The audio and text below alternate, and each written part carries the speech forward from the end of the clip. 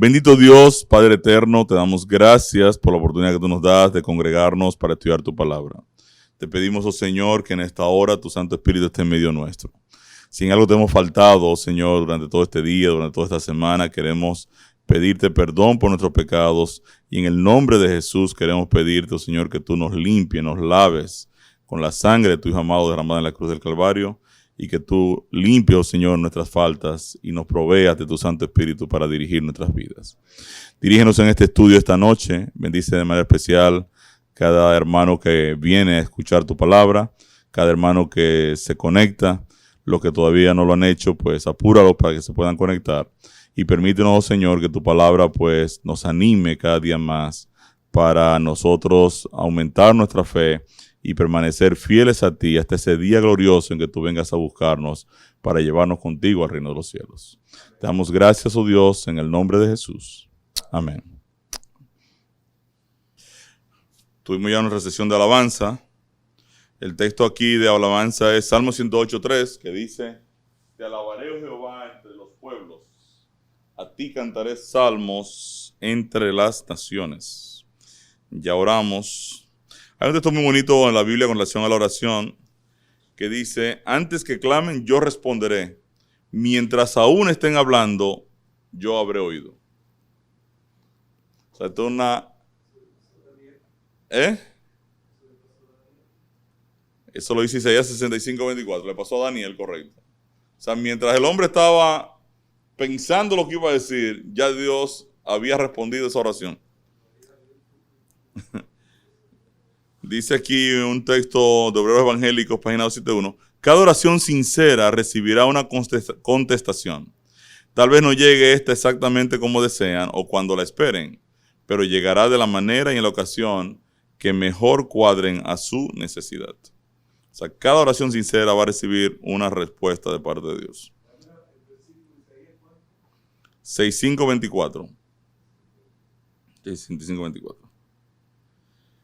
Bien, el texto verso de memoria. Mas ahora que habéis sido libertados del pecado y hechos siervos de Dios, tenéis por vuestro fruto la santificación y como fin la vida eterna. Y como fin la vida eterna. Si repasamos la introducción del estudio anterior, nosotros dijimos, cuando empezamos este programa, que la Biblia tiene una única razón por la cual existe, o sea, su propósito, no la única razón. En realidad es cuál es el propósito fundamental de las Escrituras. Y 2 Timoteo 3:15 nos dice por qué Dios nos da las Escrituras. Y que desde la niñez has sabido las sagradas Escrituras, las cuales te pueden hacer sabio para la salvación por la fe que es en Cristo Jesús. Entonces, de acuerdo al texto, ¿cuál es el objetivo de las Escrituras? ¿Por qué existe la Biblia? De acuerdo al texto. O sea, la Biblia existe con el objetivo de que nosotros tengamos los elementos para conocer cómo funciona la salvación por la fe en Cristo. Ese es su objetivo, darnos sabiduría en el tema de la salvación por la fe. Y en eso la Biblia ha sido muy clara. Nosotros vimos el concepto de justificación por la fe como la aceptación por fe del sacrificio de Cristo en la cruz del Calvario. Romanos 5:18 nos habla de lo que es justificación, o nos presenta el término justificación. Así que, como por la transgresión de uno vino la condenación a todos los hombres, de la misma manera por la justicia de uno vino a todos los hombres la justificación de vida. Se escribe la palabrita justificación. ¿Y qué hemos dicho de la justificación? Ve al pecador justo, correcto. O sea, justificación es un término legal, dijimos, donde alguien paga por la condena de otro. Si Huáscar está condenado a muerte y yo muero en su lugar, yo lo justifiqué. O sea, yo satisfice, existe esa palabra, ¿verdad? Satisfice la justicia en favor de Huáscar y ahora él queda libre frente a la justicia. Yo pagué por él. Yo quiero que ustedes entiendan algo bien importante y que lo tengan bien claro. La Iglesia Popular funciona en una plataforma donde la salvación es por méritos. Digamos, la Iglesia Popular establece que una persona va a recibir la salvación luego de que haya actuado correctamente y haya hecho una serie de obras buenas. sea, toda la estructura de la salvación está montado sobre mis buenas obras que yo puedo hacer que le puedan agradar a Dios. Entonces ahora Dios ve mis obras buenas y dice, wow, este Ricardo es una persona tan buena que yo ahora lo voy a salvar. Ahora, la Iglesia Popular cree que Jesús murió en la cruz. Lo que no cree es que murió por mí y por ti.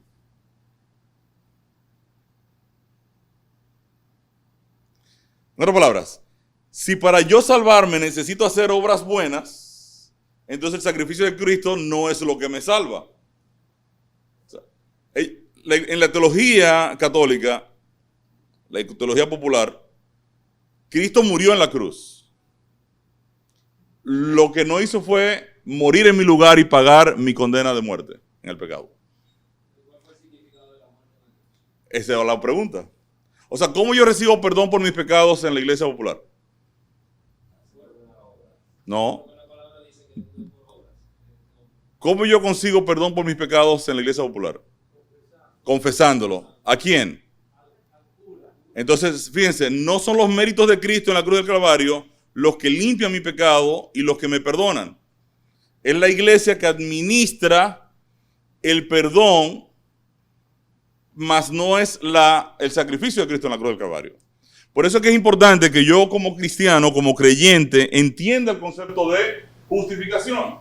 Porque la justificación implica que yo entendí la cruz. Y que la cruz resuelve mi problema de que el pecado me culpa y me condena a muerte. Si yo tengo otro vehículo de salvación, la cruz se hace innecesaria. Digamos que Dios decide quién sabe quién se pierde. Entonces el método de salvación no es la cruz. El método de salvación es una decisión que ya Dios predeterminó de si este se sabe que se pierde. Ven, la cruz es central en el cristianismo. Porque la Biblia dice que nosotros hemos recibido redención. ¿Por qué? Por medio de la sangre de Cristo. Entonces, es importante que yo tenga claro el concepto de la justificación. Porque la justificación es lo que me permite a mí entender lo que Dios hace motivado o movido por su amor para con nosotros en nuestro favor, que es entregar su propia vida. Su propia eternidad, Dios la pone a disposición del pecador que lo ha ofendido y Él está dispuesto como quiera a salvarlo. O sea, el yo aceptar a Cristo, la justificación por la fe, que se fundamenta en la fe, este concepto de justificación, cuando yo lo acepto por la fe, cuando yo lo entiendo, yo lo creo por la fe, es la primera fase de la salvación, pero puede implicar toda la salvación del pecador, que es lo que pasó en el ladrón en la cruz. Cuando el ladrón creyó en Cristo como un Salvador, ya todos los méritos de Cristo se aplicaron a su cuenta. No tuvo la oportunidad ni de bautizarse, ni de vivir la vida de santificación, ni todo el proceso de la vida cristiana. Ya esto fue suficiente para salvarlo. ¿Ves? Pero yo necesito entender que la salvación es por esta vía. Porque si no, yo puedo cometer el error de pensar que personalmente yo puedo tener créditos o méritos para ser salvo. Ese es el gran problema entre lo que presentó, presenta y presentará la Iglesia Católica versus lo que se presentó en la Reforma Protestante. Ese ya es otro lío. Ellos se bautizan por los muertos. Ellos tienen un bautisterio aquí en la iglesia principal, que de hecho es supuestamente una especie de lavacro similar al que usó Salomón en el templo. Es una gran pila descansando sobre 12 toros que están orientados norte, sur, este y oeste. Y entonces, en teoría, tú sacas tu lista de todos tus antepasados y según la teología de ellos, tú puedes bautizarte por todos los antepasados tuyos y salvarlos. Sí. Para mí es algo bien extraño porque la Biblia, si algo lo menciona por su nombre, es precisamente eso. De aquellos que se bautizan por los muertos, dice la Biblia. Lo condena, pero en el acto. Yo no entiendo cómo, teniendo un texto tan claro en ese sentido, todavía ellos mantienen ese concepto. Cuando Jesús le dice al paralítico, ¿Te acuerdas la historia del paralítico que le trajeron los amigos y abrieron el techo y lo metieron por el techo? Jesús le dice al paralítico, ¿qué le dice? Hijo, tus pecados te son perdonados. Yo le pregunto a ustedes, ¿podía Jesús perdonar los pecados? ¿Sí o no?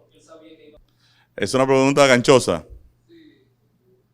Ven, cuando Jesús dice, hijo mío, hijo, tus pecados te son perdonados, en realidad Jesús todavía no tiene legítimamente la capacidad de perdonar el pecado.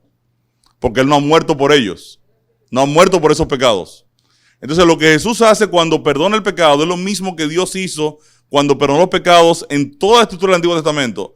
Es emitir un pagaré a cuenta de la cruz. Para redimirlo en la cruz. Entonces, claro, Cristo lo que le quiere demostrar a los que están ahí, que Él es Dios y que Él puede hacer eso, porque Él lo va a pagar. Por eso es que cuando Cristo llega a la cruz, en realidad, en Cristo está pesando la estructura de todos los pecados que han sido perdonados en el Antiguo Testamento, de todas las personas que existieron antes que Él, desde Adán hasta donde Él, todos esos pecados están esperando ser cancelados, porque lo que hay es un pagaré a cuenta de la cruz. Mientras tanto, fíjense que Judas dice que Miguel contendía con Satanás por el cuerpo de Moisés. ¿Por qué Satanás se pelea con Miguel por el cuerpo de Moisés? Porque cuando Moisés viene a ser resucitado por Miguel, quien es como Dios, pues obviamente cuando tú analizas la estructura de Miguel, es Cristo. Entonces, y Cristo viene a resucitar a Moisés para llevárselo. Ahora, cuando Cristo viene a resucitar a Moisés para llevárselo al cielo, Satanás dice, pero tú no lo puedes resucitar. Dice, claro que lo puedo resucitar, si ese es mi amigo. Dice, no, tú no lo puedes resucitar. Y Satanás, no, ya su pecado ha sido perdonado. Perdonado, pero no pagado. O sea, tú no me puedes redimir a Moisés y llevártelo al cielo como si fuera ya redimido, porque todavía nadie ha muerto por el pecado de Moisés. Esa es la posición de Lucifer cuando está ahí discutiendo por el cuerpo de Moisés. Y ahí Miguel le dice, el Señor te reprenda, y se lleva a Moisés como quiera. Y lo resucita y se lo lleva. Pero en esencia, se lo está llevando a cuenta de la cruz cuando Él venga a morir por él. Fíjense que cuando Jesús está en el Getsemaní, ¿verdad? Bueno, en la transfiguración, no en el Getsemaní, un poquito antes del Getsemaní, en el proceso del monte de la transfiguración, que son unos días antes de la cruz, ¿vienen quiénes? Moisés y Elías. ¿Por qué vienen Moisés y Elías? Porque vienen a animarlo y le dicen, mira, todo depende aquí de ti. O sea, si tú fracasas acá, pues a Moisés hay que sacarlo del cielo y toda la estructura colapsa. Porque los pecados ya no fueron perdonados. Y por eso gravitaba en Cristo una presión impresionante, porque en Él estaban dependiendo todos los salvados antes que Él, los que son salvados en el tiempo de Él y los que iban a ser salvados después de Él. Y nosotros estamos en ese paquete. Vamos a ver, la Biblia dice que Dios es fuego, Alberto. ¿Qué es Dios? Fuego. Y fuego consumidor. Ahora, si Dios es fuego consumidor, ¿qué es lo que Él consume?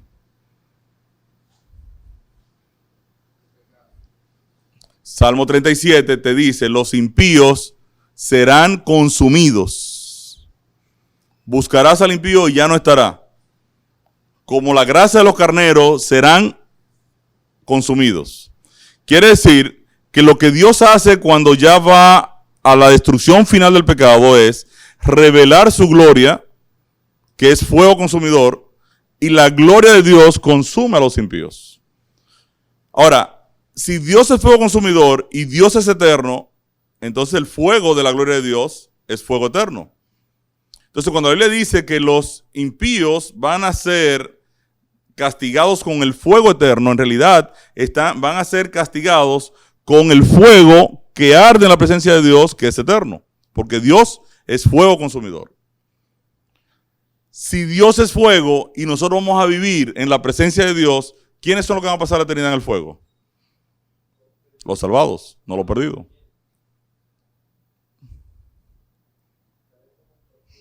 Miren, vamos a hacerlo en un minuto para que ustedes lo vean claro. Dice aquí, los pecadores se asombraron en Sión. ¿Quiénes se asombraron en Sión? Los pecadores. Espanto sobrecogió a los hipócritas. Ahora el profeta pregunta, ¿quién de nosotros morará con el fuego consumidor? ¿Usted mora con un fuego consumidor? ¿Usted le gustaría ser parte de morar con el fuego consumidor? ¿Sí o no?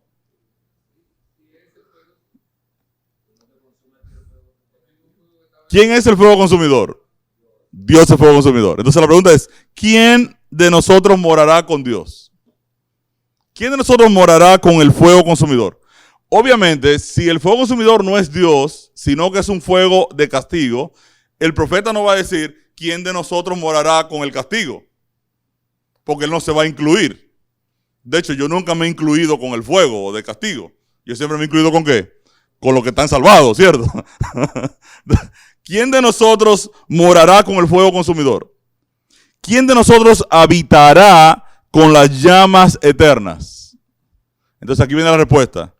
El que camina en justicia y habla lo recto, el que aborrece la ganancia de violencias, el que sacude sus manos para no recibir cohecho, el que tapa sus oídos para no oír propuestas sanguinarias, el que cierra sus ojos para no ver cosa mala, este habitará en las alturas. ¿Quién va a habitar entonces con el fuego consumidor? Los salvados. Fíjense que Salmo 37, hay muchos textos en Salmo 30. Esto es Isaías 33, 14 en adelante. En Salmo 37, por ejemplo, creo que el 10. Miren que dice, vamos a ver aquí el 9. El 9 dice, porque los malignos serán destruidos, pero los que esperan en Jehová, ellos heredarán la tierra. Ahora miren que dice aquí, pues de aquí a poco no existirá el malo. ¿Qué va a pasar con el malo? No existirá. Observará su lugar y no estará allí. Dejará de existir. Fíjense aquí. Mas los impíos perecerán y los enemigos de Jehová, como la grasa de los carneros, serán consumidos. Se disiparán como el humo. ¿Eso está claro? Entonces, los impíos son castigados con el fuego eterno. ¿Cuál es el fuego eterno? El fuego consumidor que es eterno, el fuego que habita en la presencia de Dios. Sodoma y Gomorra, dice el texto bíblico, que fueron destruidos en Judas 1. Vamos a buscar Judas 1. Te doy un momentito ahora, Priscila, para que preguntes. Judas 1, creo que es el 7. Exacto. Dice, como Sodoma y Gomorra y las ciudades vecinas, las cuales, de la misma manera que aquellos, habiendo fornicado e ido en pos de vicios contra la naturaleza, fueron puestas, por ejemplo, sufriendo el castigo del fuego eterno. Ahora, ¿están ardiendo Sodoma y Gomorra ahora mismo? No. ¿Qué hizo Dios? Dice, cuando usted lee el libro de Génesis, dice que fuego de la presencia de Jehová salió del cielo y los consumió. Quiere decir que es fuego de ¿qué? De la gloria de Dios que destruye a Sodoma y Gomorra. La confusión viene porque la gente cuando escucha fuego eterno cree que el fuego no se va a apagar. Pues, pero para Dios torturar eternamente a los impíos, primero tiene que darle vida eterna. Y tú no encuentras un solo texto en la Biblia que dice que los impíos tienen vida eterna. No lo hay. No existe. La vida eterna se le ofrece ¿a quiénes? A los salvados. ¿Por qué? Porque lo que los salvados obtienen no es una vida eterna que Dios les da. Es la vida eterna de Cristo que Él ahora la comparte con los salvados. Quiere decir que una persona que no se va a salvar, Dios no le puede dar la vida eterna de Cristo para luego torturarla. Es un absurdo total de interpretar el evangelio de forma incorrecta. Entonces, Si quieres hablar un poquito del infierno eterno, Alberto, hay un video que nosotros hicimos, un tema que tocamos aquí con todos los detalles de los versículos, que tú solo puedes pasar a tus amigos sobre el infierno eterno. Ok, entonces es importante que yo entienda el concepto de la justificación, porque si yo tengo otro método de salvación distinto al de la cruz de Cristo, yo estoy creyendo otro evangelio. Porque si algo tenemos nosotros claro como cristianos es que nuestra salvación depende de esta acción de Cristo. No hay otro método de salvación, no hay otra forma. Bueno, él es sacrificado desde antes de la fundación del mundo, dice la Biblia, exactamente. Fíjense Romanos 4, 24 y 25. A los que creemos en el que levantó de los muertos a Jesús, Señor nuestro, el cual fue entregado por nuestras transgresiones y resucitado para nuestra justificación. Fíjense entonces que cuando Cristo es resucitado, la resurrección de Cristo es lo que me da el sello de la justificación. Porque si Cristo no resucita, tenemos problemas. Eso significa que Dios encontró pecado en Cristo y no lo puede resucitar. Por eso Isaías 53 dice, que 53:11 dice, verá el fruto de la aflicción de su alma y quedará satisfecho. O sea, el padre iba a pasar juicio al trabajo del hijo, iba a ver todo su historial, iba a decir, wow, pasó con 100. La muerte no lo puede retener. Entonces ahora yo lo voy a resucitar. Si hay pecado en Cristo, no puede ser resucitado. Entonces la resurrección de Cristo es lo que marca el sello de nuestra justificación. Por eso que ustedes van a ver en que el apóstol Pablo escribe a la carta de Timoteo, dice, grande es el misterio de la piedad. Dios fue manifestado en carne, ¿verdad? Y dice, resucitado por nuestra justificación. O sea, la resurrección de Cristo marca ese hito de que somos verdaderamente justificados. También el concepto de la santificación por la fe o la experiencia de vida del creyente, que es guiado por el Espíritu Santo, luego de haber pasado la etapa del bautismo, también la analizamos. Primera de Pedro, capítulo 1, verso 2. Elegidos según la presciencia de Dios Padre en santificación del Espíritu, para obedecer y ser rociados con la sangre de Jesucristo, gracia y paz os sean multiplicadas. Ok, aquí dice que el Espíritu Santo es que Él promueve la santificación, ¿cierto? La santificación la realiza el Espíritu Santo en nosotros. Entonces, santificación también es por fe. La Biblia dice que el justo por la fe vivirá. En otras palabras, hay que tener, ¿qué cosa? Fe para obedecer. Y usted dirá, ¿y verdad que tengo que tener fe para obedecer? Sí. Por ejemplo, los jóvenes hebreos, ¿verdad? Tienen aquí el dilema de que o adoran la imagen de Nabucodonosor o caen en el horno de fuego. Exacto. Ahora los tipos vienen de Nabucodonosor y Nabucodonosor le dice, miren, yo le voy a dar un chance, yo voy a mandar a tocar la música porque quiero que ustedes estén vivos, por supuesto. Entonces, si ustedes no adoran mi imagen, mi escultura que yo he levantado, yo lo voy a meter en ese horno de fuego. Ahora los tipos le dicen, mira, no es necesario que hablemos de este asunto. El Dios en el que nosotros creemos puede librarnos de ese horno de fuego, si lo quiere.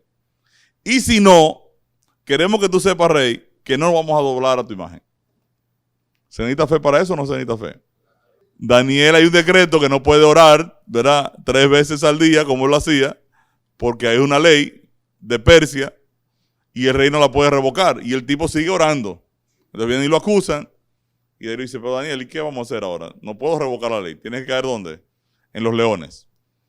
Ahora, fíjense, se necesita fe para obedecer. Yo tengo que creer que si yo diezmo, el Señor me va a bendecir. O sea, si yo reduzco el ingreso, el Señor va a bendecir ese ingreso. Hay que tener ¿qué? Fe. Yo tengo que creer que si vivo una vida de comunión plena con el Señor me va a cuidar, me va a bendecir, me va a proteger. O sea, ¿eso qué es? Eso es fe. O sea, la persona que vive la experiencia cristiana también funciona sobre la base de la fe. Fíjense que dice Romanos 6:22. Mas ahora que habéis sido libertados del pecado y hechos siervos de Dios, tenéis por vuestro fruto la santificación y como fin la vida eterna. Fíjense, ¿cuándo entra el fruto de la santificación? ¿Antes o después de yo aceptar a Cristo?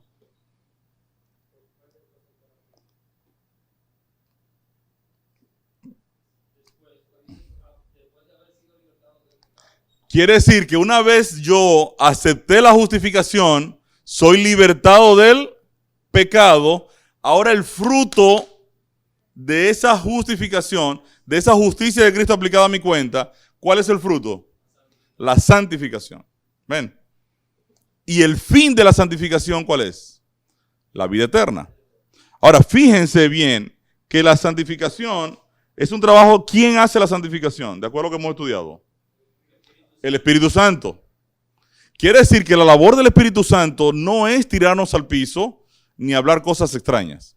La labor del Espíritu Santo es habitar en nosotros y producir el carácter de Cristo en nosotros. Esa es su labor. Producir una vida recta. Santificarnos en la experiencia de la vida del cristiano. O sea, el Espíritu Santo ahora va a lidiar con Ricardo en su experiencia de vida cristiana para que yo ahora tenga un discernimiento espiritual que antes no tenía. Restaurar la imagen de Dios. Claro, en el proceso que te va apartando del mundo, te está santificando y te está ahora, ¿qué haciendo qué cosa? Te está plasmando el carácter de Cristo en tu vida. De manera tal que ahora, yo como cristiano, ¿qué debe estar gobernando mi vida? El Espíritu de Dios. Ahora, si en mi esposa está gobernando el Espíritu de Dios, ¿ves? ¿Cómo debe ser entonces nuestra relación? Tiene que funcionar bien. Porque el Espíritu de Dios no va a crear ira, celos, contiendas que se dan ¿dónde? En el hombre carnal. Entonces, la mecánica del Espíritu es producir amor, gozo, paz, paciencia, bondad, benignidad, fe, mansedumbre, tanto en mí como en mi esposa, como en mis hijos, como en la iglesia, como en todos lados. Correcto. Ahora, yo tengo que asegurarme que el Espíritu de Dios está verdaderamente dirigiendo mi vida. Esa es mi responsabilidad como creyente. ¿Cómo yo me aseguro de eso? ¿Qué yo debiera hacer para garantizar que el Espíritu de Dios va a estar ahora dirigiendo mi vida? Porque esto no es teoría, esto es ¿qué cosa? Tiene que ser práctico, correcto. Amén. Ahora, yo tengo que procurar eso como creyente. Porque yo puedo ser un cristiano en automático. Yo vengo a la iglesia automáticamente. Yo me congrego automáticamente, yo participo en una oración automática, yo automáticamente hago las cosas y no necesariamente el Espíritu de Dios está detrás guiando mis acciones de vida. Hay personas que semanalmente vienen a la iglesia y semanalmente están toda la semana desconectados de una relación personal con Cristo. Y eso no es que hay personas, me puede pasar a mí, me pasa a mí, a veces me desconecto. A todos nos pasa. ¿Por qué? Porque como bien decíamos nosotros, el competidor en la experiencia de la santificación, el competidor número uno que tiene el Espíritu Santo, ¿es quién? Mi naturaleza pecaminosa, que todavía no ha sido removida. En el programa todavía no hemos visto cuándo es que el Evangelio remueve mi naturaleza pecaminosa de mí.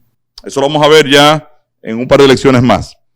O sea, mientras tanto, yo puedo competir con el Espíritu de Dios, Él tratando de producir santificación y yo tratando de hacer cosas carnales. Y es delicado eso porque típicamente nosotros seres humanos cuando nos equivocamos, nos justificamos. Cuando yo cometo un error, yo trato de justificarlo. Si yo cometo un error, por ejemplo, y puede ser el mismo, por ejemplo, que el de Franklin, es probable que yo acuse a Franklin y el mío yo no lo vea. ¿Qué fue lo que le pasó a David? ¿Se acuerdan? David, Natán llega y le dice, mira, había un tipo con esta situación, le cogió una ovejita al otro, y el tipo dice, ese hombre tiene que morir y pagar con 4 ovejas. Cuando Natán le tira ese chuchazo, él le dice, ese hombre eres tú.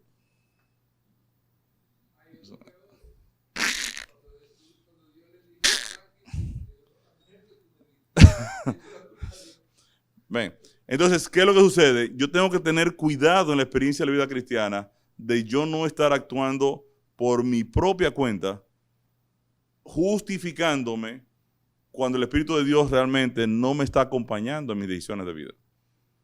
Y nosotros estamos enfatizando mucho eso en este programa. Hemos querido que el cristiano promedio comience ahora a reflexionar qué significa la santificación en el Espíritu. Porque yo puedo tener el Espíritu sentado en una mecedora.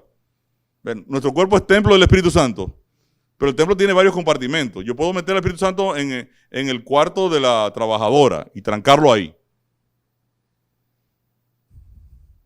O el Espíritu Santo puede estar liderando el hogar, el templo completamente de mi cerebro. O sea, yo puedo hacer muchas cosas con el Espíritu Santo. La Biblia dice, no apagues el Espíritu Santo, significa que yo puedo bloquearlo o inhabilitarlo. Ven. Hoy en día, lamentablemente, el mundo cristiano está haciendo del Espíritu Santo una estructura con el Espíritu Santo de milagros, glosolalia, profecías y una serie de cosas, cuando en realidad la Biblia me va en otra dirección al decirme que el Espíritu Santo va a estar produciendo en mí ¿qué cosa? Si yo soy templo del Espíritu Santo y el Espíritu Santo va a estar morando en mi vida, tiene que haber una razón de por qué Él está haciendo eso. No puede ser que va a morar en nuestras vidas para hacer una cosa distinta hacia una manifestación pública. Entonces yo tengo que volver de nuevo a la palabra para entender qué quiere hacer el Espíritu Santo dentro de mí en el momento en que Él toma posesión de nuestras vidas cuando nos bautizamos. ¿Correcto? Entonces la Biblia dice que Él va a producir santificación para que el fin de esa santificación sea ¿qué cosa? La vida eterna.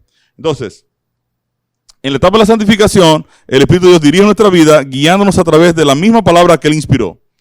Una forma de yo entender la dirección del Espíritu Santo es ¿qué cosa? Estudiando la palabra, porque ¿quién la inspiró? El Espíritu Santo.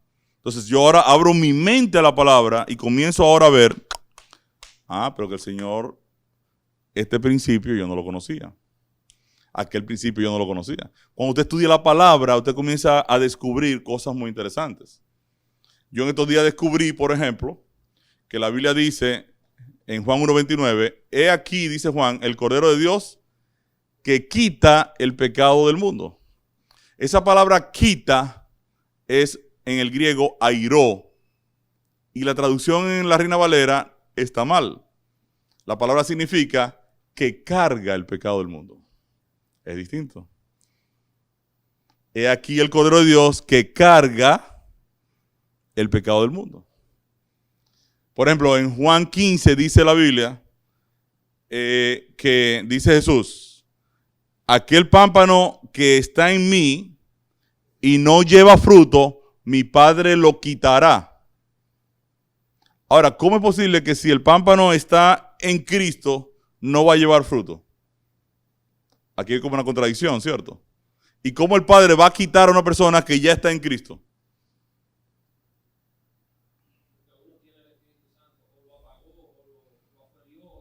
No, porque el tipo ya está en Cristo. A veces en la vid, la rama se cae al piso, toca el piso y no produce fruto porque está en el piso. La palabra quitará ahí también es airó. Entonces el texto lo que está diciendo, todo aquel que en mí no lleva fruto, mi Padre no lo quitará, sino lo cargará. Le va a poner una estaca y lo va a elevar del piso para que lleve fruto. Ahí tiene sentido. Ven. Entonces, cuando usted estudia la Biblia, comienza a darse cuenta de que la Biblia, es un mundo de información dirigida hacia nuestra salvación. Entonces, es importante que nosotros usemos bien la palabra de verdad. Bueno, aquí entramos entonces. La semana pasada vimos la fórmula matemática de la salvación. Justificación por la fe más santificación por la fe es igual a salvación por la fe. Entonces dice aquí, lea las notas del capítulo anterior y responda cómo le afectaron estas 10 diferencias que estudió entre justificación y santificación. Si ustedes recuerdan, cuando analizamos el término, vimos justificación está definida como la justicia de Cristo acreditada o aplicada al pecador que lo acepta por la fe como Salvador. Cuando yo acepto a Cristo como mi Salvador, su justicia aplica a mi cuenta. Y ahora Dios dice, ok, la muerte de Cristo es la muerte de Ricardo, porque él me aceptó. Ya Dios me ve muerto al pecado porque acepté a Cristo como mi Salvador personal. Y la vida eterna de Cristo pasa a mi cuenta y mi muerte eterna pasa a la cuenta de la cruz. Ahora, la santificación es la justicia de Cristo aplicada al creyente como resultado de vivir por la fe. Es ahora la experiencia de vida del creyente. Vimos también justificación, lo que nuestra posición es en Cristo por la fe, y santificación, lo que nuestra experiencia llega a ser en Cristo por la fe. Entonces, la semana pasada nosotros vimos 10 declaraciones, 10 implicaciones que el Evangelio provee al creyente por medio de la fe, tanto por justificación como por santificación. Nosotros las vimos. Justificación. Somos muertos al pecado, vivos ante Dios, somos legalmente justos, adoptados como hijos de Dios y posesión reclamada de Dios. Santificación. No damos lugar al pecado, vivimos para Dios, vivimos justamente, actuamos como hijos de Dios, nos rendimos a Dios. Justificación. No somos del mundo, somos crucificados al mundo, somos esclavos de Dios, tenemos vida nueva, hechos obedientes a la ley. Santificación. Como ciudadanos del cielo, no amamos al mundo, evitamos prácticas mundanas, servimos con gozo a Dios, andamos en novedad de vida, seguimos cumpliendo la ley. Fíjense entonces que yo tengo aquí 10 implicaciones donde puntualmente cuando yo acepto a Cristo, Dios me la aplica a mi cuenta. Pero yo encuentro textos bíblicos donde esa aplicación a la cuenta ahora tiene que mantenerse en la experiencia de vida. Por ejemplo, somos esclavos de Dios, ¿verdad? Ahora, esa esclavitud a Dios, yo soy o esclavo del pecado o esclavo de Dios, esa esclavitud que tengo con Dios de servirlo, en realidad es una experiencia de gozo y de alegría. No soy un esclavo que es castigado y molestado y fastidiado. Es un esclavo que sirve con gozo al Señor. Somos crucificados al mundo. Fui crucificado al mundo. Entonces ahora vivo como si hubiese sido crucificado al mundo. Vivo ahora para el cielo. Entonces, ustedes se van a dar cuenta que puntualmente, por justificación, Dios me acredita una serie de realidades que por santificación yo las experimento en el continuo vivir. Dijimos, por ejemplo, somos la posesión reclamada de Dios. Dios dice, este es mío. Ahora, nos rendimos a Dios. Pusimos el ejemplo, por ejemplo, de la esposa. Yo digo, esta esposa mía es mía. Esta es mi esposa. Entonces, ahora, ¿qué yo quisiera? Que la esposa diga, mira, yo te quiero, y venga, me dé un abrazo, y me dé un beso, ¿verdad? Y esté contenta, ¿cierto? O sea, yo no tengo que decirle a Hazel, tú eres mía, y ahora tú estás obligada a ser mía, y vas a hacer esto y vas a hacer lo otro. Sino que, ¿qué yo espero? Que ella se rinda y diga, sí, yo quiero ser tuya, y deseo ser tuya. Ven, o sea, las dos realidades se dan en la palabra de Dios. Por justificación Dios me acredita realidades puntuales, pero por santificación esa realidad se desarrolla a través de toda la vida. Entonces vamos a ver, por ejemplo, 10 implicaciones más esta noche. La vamos a ver así bien rápido porque realmente no es mucho el tiempo que nos va a tomar. Y por ejemplo, vamos a leer estos dos textos. Mateo capítulo 5, verso 14. Vosotros sois la luz del mundo. Una ciudad asentada sobre un monte no se puede esconder. Efesios capítulo 5, verso 8. Porque en otro tiempo erais tinieblas, mas ahora sois luz en el Señor. Andad como hijos de luz. Fíjense, inmediatamente yo acepto a Jesucristo como mi Salvador personal, yo soy parte de la luz. Dios me ve como luz. Ustedes ya son luz. ¡Pum! Puntual. Ahora, aquí también hay un error gramatical, ¿cierto? Dice, ustedes son la luz. O sea, aquí tengo un plural de gente, pero ¿cuántas luces tengo? Una sola. Ahora, ¿por qué somos muchos y somos una sola luz?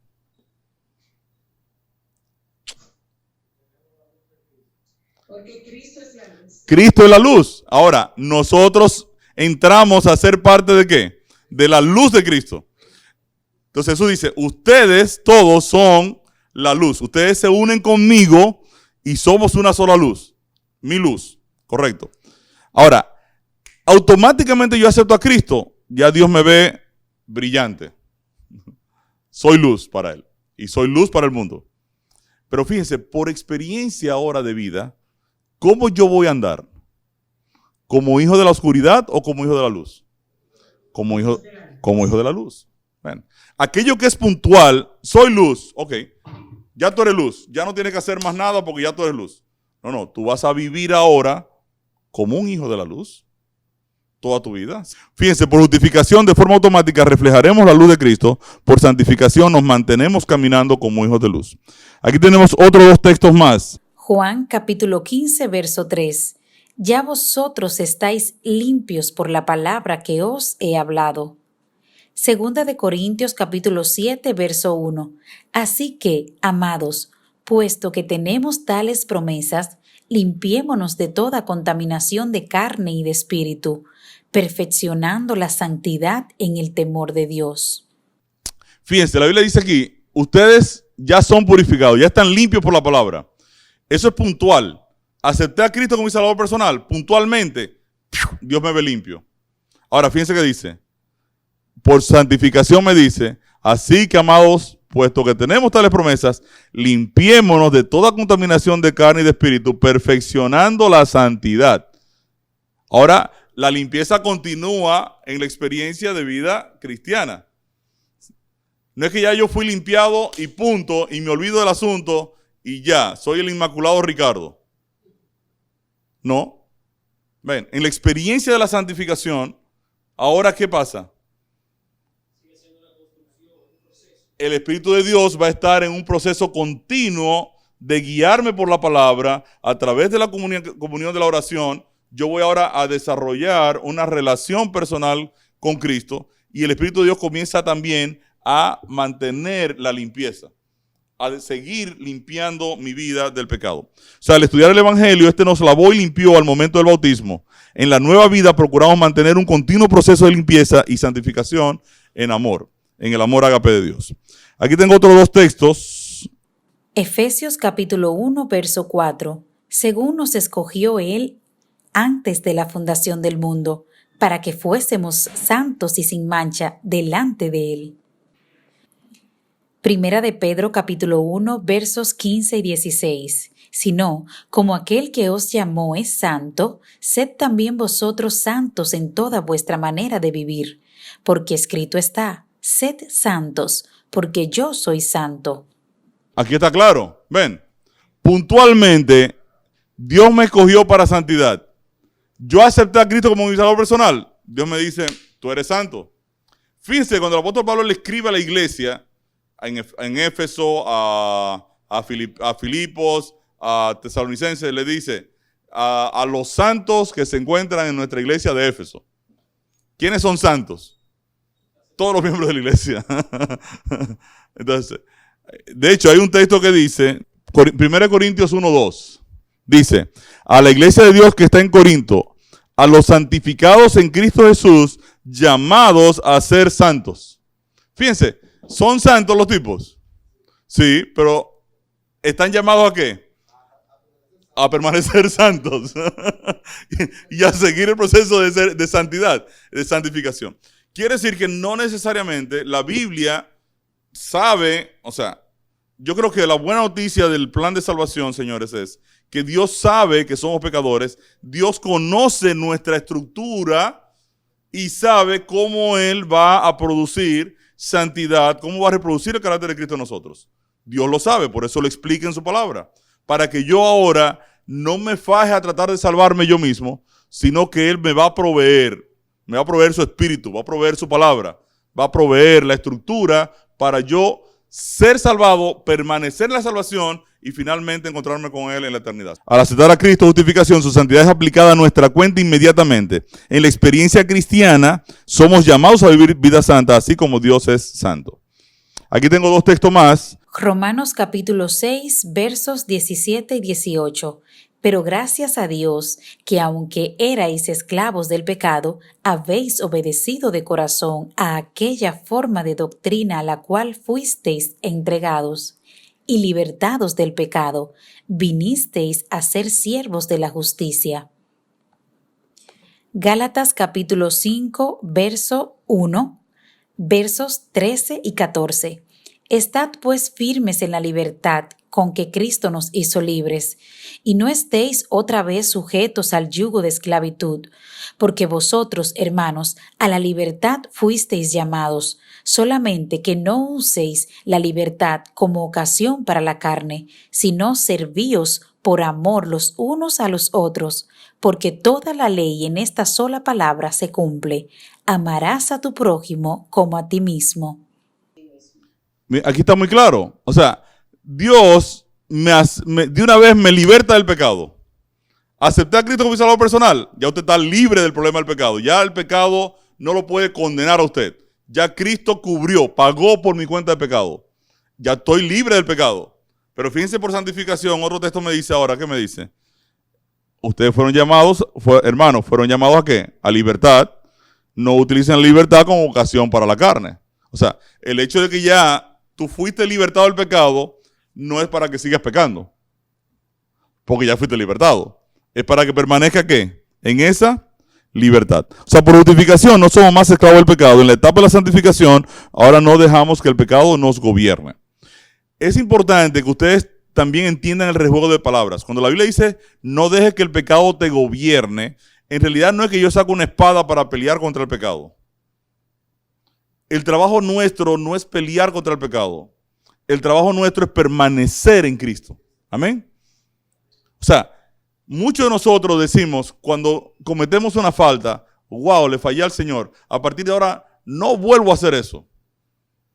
Pero no tengo una comunión con el Señor, no estudio la palabra, no testifico, no paso tiempo con el Señor y vuelvo y caigo. ¿Por qué caí? Porque yo estoy tratando por mi propio esfuerzo de resolver el problema de mi pecado. Y el Señor me dice, no es por tu esfuerzo, yo resuelvo tu pecado. Ven, conecta conmigo. Ven, pasa tiempo conmigo. Si tú pasas tiempo con Cristo, ahora ya el pecado no entra en esa relación.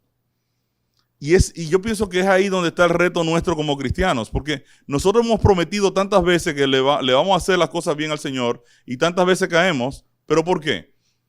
Porque nos desconectamos. ¿Cuál es el problema de los fariseos? Fíjense, Jesús le dice, ustedes escudriñan las Escrituras porque ustedes saben que en ellos ustedes encuentran vida eterna, pero ustedes no quieren venir a mí para tener vida. ¿Cuál es el problema de los fariseos? Ellos están tratando de conseguir la vida eterna por su propio esfuerzo, pero no quieren conectar con la vida eterna, con Cristo que es la vida. Y muchas veces a nosotros nos puede pasar eso. Estamos enfocados en que yo puedo ser mejor persona por mi propio esfuerzo.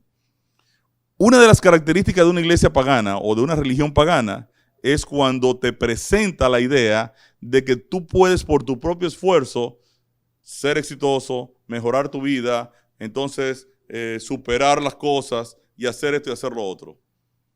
Cuando tú comienzas a pensar que la energía está en ti, la felicidad está en el interior tuyo, busca dentro de ti, literalmente tú te estás desconectando ¿de quién? De Cristo. ¿Cuándo vas a encontrar la felicidad? Nunca la vas a encontrar. Yo, por ejemplo, peleo con mis hijos, que son adolescentes. ¿Por qué? Porque yo le digo a mi hijo Eduardo, ¿tú crees que tú le dedicas suficiente tiempo al Señor? O sea, entre la cantidad de memes y porquería que tú estás viendo en el celular y el tiempo que tú le dedicas al Señor, ¿quién tú crees que gana? Le baja la cabeza y dice, bueno, sí, ganan los memes. Una vez escuché a una predicadora decir en la televisión, por lo menos, mi querido, le decía ella a su iglesia, dedíquele a Dios el mismo tiempo que usted le dedica al diablo. O sea, por lo menos haga eso. Y es duro, tú sabes. Y a mí me impactó porque yo digo, wow, yo estoy en esa foto. ¿Ves? O sea, yo estoy en la foto de que a veces estoy dedicando más tiempo a cosas que no van a colaborar con mi salvación eterna. Primera de Pedro capítulo 5, verso 1. Que sois guardados por el poder de Dios mediante la fe, para alcanzar la salvación que está preparada para ser manifestada en el tiempo postrero. Segunda de Pedro capítulo 1, verso 10. Por lo cual, hermanos, tanto más procurad hacer firme vuestra vocación y elección, porque haciendo estas cosas no caeréis jamás. Aquí está muy claro también, o sea, fíjense, por justificación ya ustedes son guardados por el poder de Dios. Ya ustedes están guardados, ya ustedes son hijos de Dios. Pero ahora, ¿qué dice por santificación? Dice, por lo cual, hermanos, tanto más procurad hacer firme vuestra vocación. O sea, mantener esa seguridad. ¿Cómo yo mantengo esa seguridad? Conectado con Cristo. Conectado con Cristo. Pasando tiempo con el Señor. Y esto es un asunto importante, señores, que nosotros tenemos que reflexionarlo bien. Porque yo no estoy hablando aquí de marcas de religión. Yo estoy hablando aquí de cómo Dios ha estructurado el plan de salvación. Ven, y eso es importante que usted lo tenga bien claro. Bien claro. La Biblia ha sido enfática en cómo funciona la salvación. Entonces aquí dice la nota, por justificación somos asegurados en Cristo, guardados por su poder. En la etapa de la santificación procuramos en Cristo mantener esa seguridad. Tenemos aquí otras dos características. Romanos capítulo 8, versos 9 y 10. Mas vosotros no vivís según la carne, sino según el Espíritu, si es que el Espíritu de Dios mora en vosotros. Y si alguno no tiene el Espíritu de Cristo, no es de él. Pero si Cristo está en vosotros, el cuerpo en verdad está muerto a causa del pecado, mas el Espíritu vive a causa de la justicia. Gálatas capítulo 5, versos 16, 17 y 25. Digo pues, andad en el Espíritu y no satisfagáis los deseos de la carne, porque el deseo de la carne es contra el Espíritu, y el del Espíritu es contra la carne, y estos se oponen entre sí, para que no hagáis lo que quisierais. Si vivimos por el Espíritu, andemos también por el Espíritu. Entonces aquí está la clave de por qué Dios coloca el Espíritu Santo a morar en nosotros. ¿Por qué lo hace?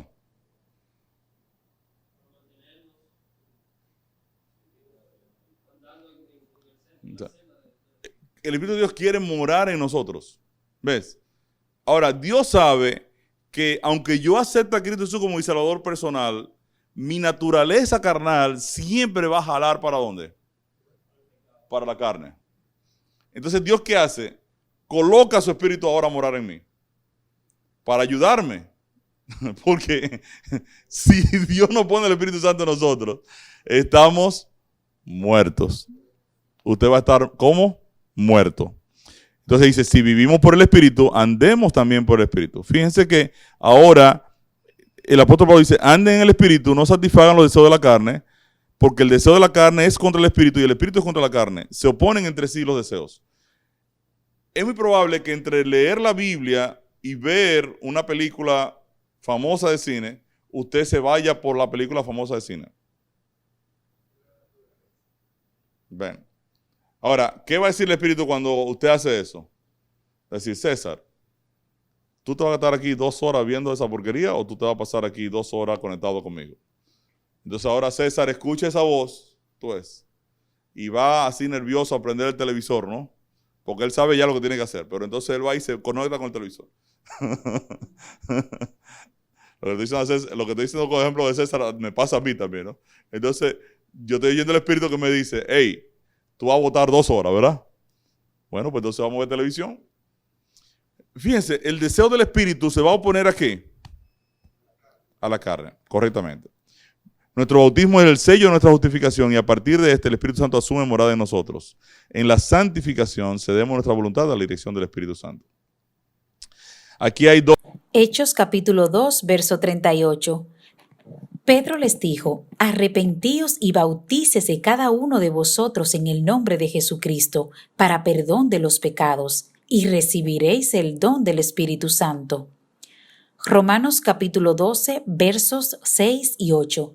De manera que, teniendo diferentes dones según la gracia que nos es dada, si el de profecía, use conforme a la medida de la fe, o si de servicio, en servir, o el que enseña, en la enseñanza, el que exhorta, en la exhortación, el que reparte, con liberalidad, el que preside, con solicitud, el que hace misericordia, con alegría. Ahí, claro. Yo no te recuerdo una prédica que tuvimos en Luz de Bellavista sobre la perfección cristiana, que tú me la pediste y yo te la mandé. Ahí esa palabra teleios no realmente debía traducirse como sean perfectos, sino sean maduros, personas con madurez espiritual. Yo pienso que uno llega a tener madurez espiritual cuando tú comprendes realmente que tú tienes necesidad de permanecer con el Espíritu de Dios. ¿Ves? Cuando tú dices, ok, ya yo sé cómo funciona la mecánica para yo ser exitoso en la vida cristiana, entonces ya yo estoy convencido de eso. Entonces ahora esa madurez espiritual ahora me lleva a mí ¿a qué? A actuar alineado con esa realidad. Y voy a estar menos tentado a satisfacer deseos carnales cuando yo sé que el Espíritu de Dios quiere pasar más tiempo conmigo. Ahora yo digo, no, espérate, que si yo paso más tiempo con el Espíritu de Dios, yo voy a hacer cosa. Yo voy a crecer más en la experiencia de la gracia. O sea que en realidad así funciona. Aquí tenemos otros dos textos. Hechos capítulo 1, verso 8. Pero recibiréis poder cuando haya venido sobre vosotros el Espíritu Santo, y me seréis testigos en Jerusalén, en toda Judea, en Samaria y hasta lo último de la tierra. Primera de Corintios capítulo 2, verso 4. Y ni mi palabra ni mi predicación fue con palabras persuasivas de humana sabiduría, sino con demostración del Espíritu y de poder. Fíjense, yo recibo poder para testificar una vez recibo el Espíritu Santo. Ahora yo voy a testificar ¿con qué? Con poder. Recibo poder instantáneamente. ¡Pam! El Espíritu Santo toma posesión de nuestra vida en el momento que nos bautizamos. Y ahora, cuando hablamos ¿con qué? Con autoridad, con poder. Las personas dicen, wow, ¿y este tipo de dónde salió? Entonces, porque yo era tímido y entonces ahora habla así. Entonces él era así y ahora era así. Entonces hubo un cambio, sí, hubo un cambio. ¿Quién provocó el cambio? El Espíritu de Dios en nosotros. Cuando somos bautizados, recibimos poder del Espíritu Santo para testificar. En la etapa de la santificación, testificamos con ese poder. Aquí tenemos otras dos más. Romanos capítulo 5, verso 5. Y la esperanza no avergüenza, porque el amor de Dios ha sido derramado en nuestros corazones por el Espíritu Santo que nos fue dado. Juan capítulo 13, versos 34 y 35. Un mandamiento nuevo os doy, que os améis unos a otros como yo os he amado, que también os améis unos a otros. En esto conocerán todos que sois mis discípulos, si tuviereis amor los unos con los otros. Ahora, fíjense interesante. Cuando yo acepto a Cristo Jesús como mi Salvador personal, dice aquí que el amor de Dios ha sido derramado en nuestros corazones por el Espíritu Santo que nos fue dado. Y aquí hay un juego de palabras interesante. Cuando le dice que el amor de Dios ha sido derramado, la Biblia también me dice que Dios es amor. Si Dios es amor y el amor de Él ha sido derramado en mí, ¿qué significa eso? ¿Qué significa derramado? Para que algo se derrame, ¿tiene que estar lleno o está vacío? Lleno. Ahora, ¿qué está derramando Dios en nosotros? Su carácter.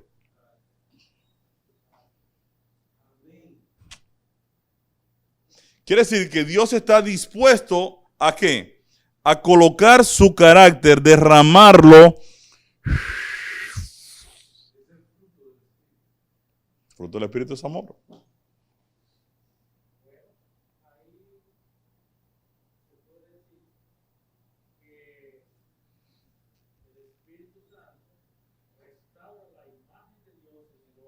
Correctamente. Y su carácter es amor. Correctamente.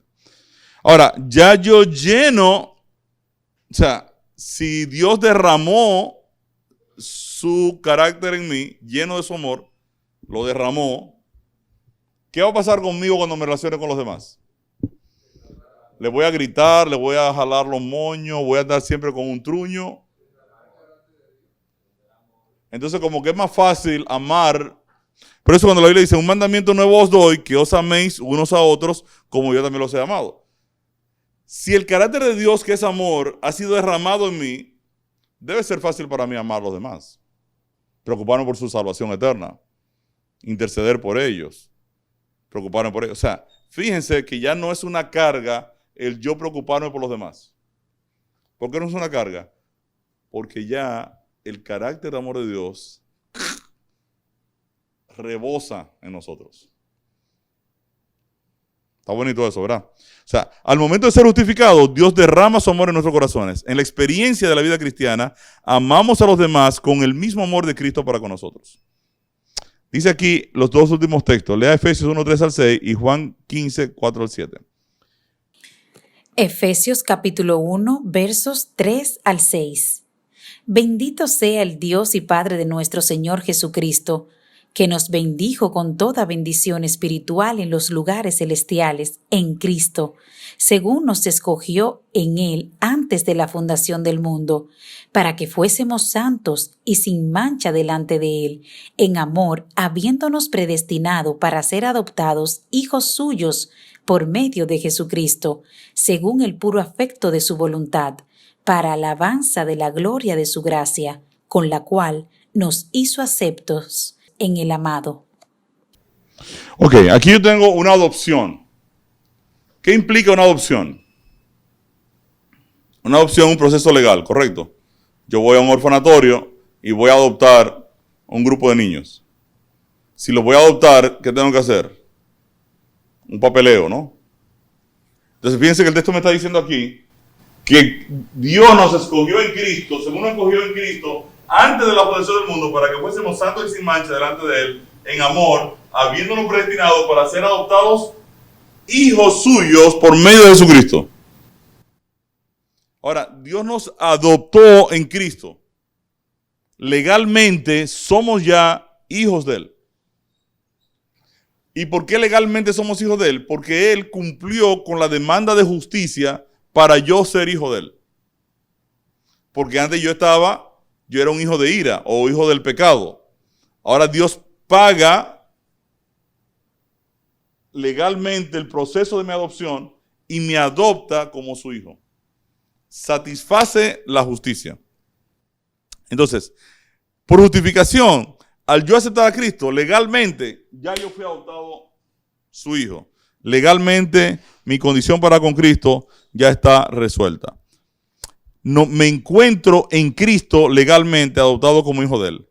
Ahora, por santificación. Juan capítulo 15, versos del 4 al 7. Permaneced en mí y yo en vosotros, como el pámpano no puede llevar fruto por sí mismo, si no permanece en la vid. Así tampoco vosotros, si no permanecéis en mí. Yo soy la vid, vosotros los pámpanos. El que permanece en mí y yo en él, éste lleva mucho fruto, porque separados de mí nada podéis hacer. El que en mí no permanece será echado fuera como pámpano, y se secará, y los recogen y los echan en el fuego, y arden. Si permanecéis en mí y mis palabras permanecen en vosotros, pedid todo lo que queréis, y os será hecho. Ok, fíjense que ahora Cristo en nosotros. El anterior era Dios nos escogió en Cristo, nos metió en Cristo, nosotros en Cristo. Aquí Cristo se encuentra en cada uno de nosotros. Entonces, nosotros en Cristo es Cristo en nosotros, santificación. Entonces, por justificación nos encontramos legalmente en Cristo, nosotros en Cristo. Por santificación, Cristo se encuentra en cada uno de nosotros. Cristo en nosotros. Entonces aquí tengo de nuevo la estructura.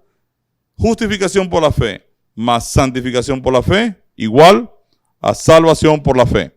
Y finalmente, 1 Juan 5:4. Por tanto, todo aquello que es nacido de Dios vence al mundo, y esta es la victoria que vence al mundo, nuestra fe. ¿Cuál es la victoria que vence al mundo? Nuestra fe. Entonces, la salvación es por medio de la fe. La fe en Cristo Jesús. Mi respuesta al tema: ¿está usted consciente que el Evangelio, por medio de la justificación, aplica por fe al creyente condiciones que a su vez el proceso de la santificación desarrolla durante la vida de este? ¿Está claro? Bien, la semana que viene vamos a entrar entonces al tema del juicio de Dios. Tema bien bonito. El juicio de las obras, parte 1, y luego el juicio de las obras, parte 2. ¿Qué les parece si oramos?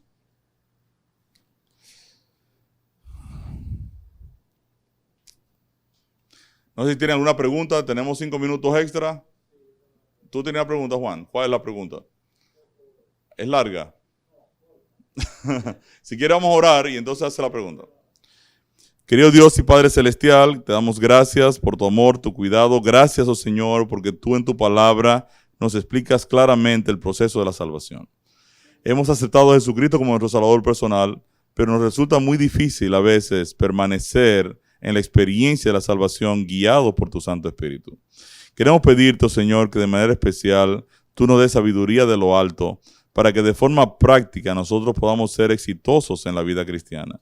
Que tu Santo Espíritu pueda ser el motor de nuestras decisiones. Que nos pueda, oh Señor, ayudar a tomar decisiones que en la vida a ti te agraden. Que sean, oh Señor, conforme a tus mandamientos, a tu voluntad. Bendice de manera especial, bendice cada hermano que participa de este programa.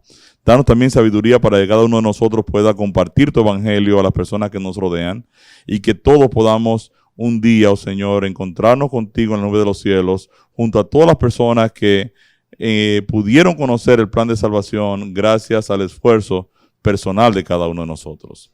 Acompáñanos, oh Dios, en el resto de la noche y danos tu paz. En el nombre de Jesús. Amén.